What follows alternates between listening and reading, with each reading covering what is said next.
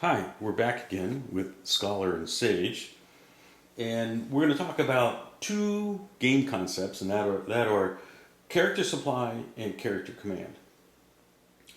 A character must be in supply to attack, defend, play any special ability, make a free move, or carry out any function. And to be in supply, a character must have attached the required number of resources. For character command, each character may command up to 2 resource cards. Similar resource cards may also be played in what is called a resource chain.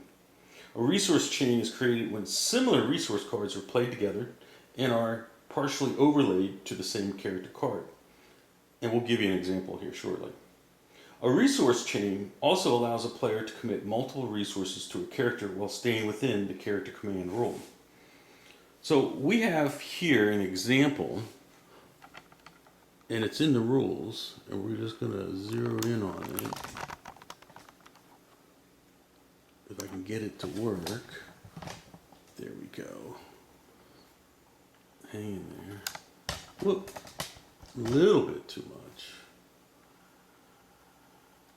There. So here, the required number of resources is depicted in the upper right hand corner of the character card. In this example, Savant requires 2 attached resources to be in supply. Savant commands 2 dissimilar resource cards, Opaque and Innocuous. Savant is in supply.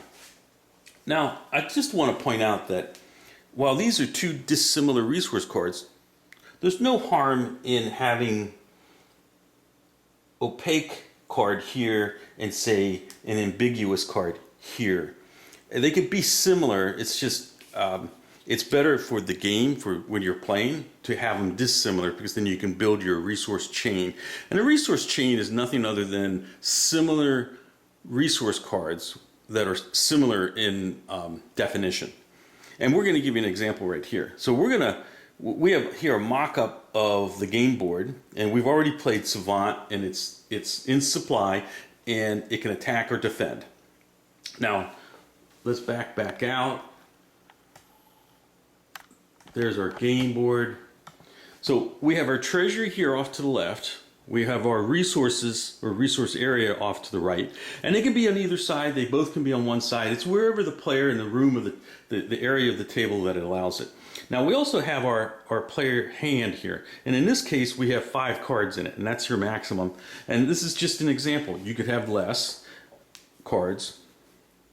And these are our cards.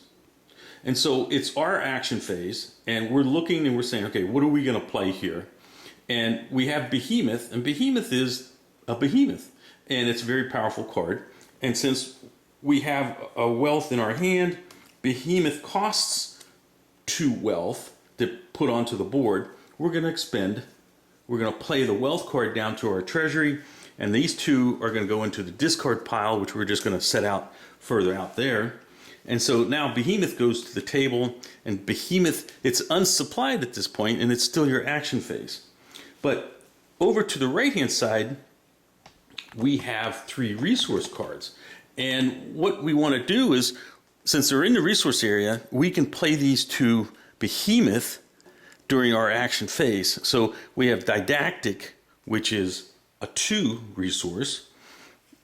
And then we're going to play Laconic in this example. And we're also going to play Reticent. And Laconic and Reticent are similar words or synonyms. And so we have a total of 4 resources. Behemoth requires 4 resources. Behemoth is in supply. And during your action phase, Behemoth can now attack with a factor of 5.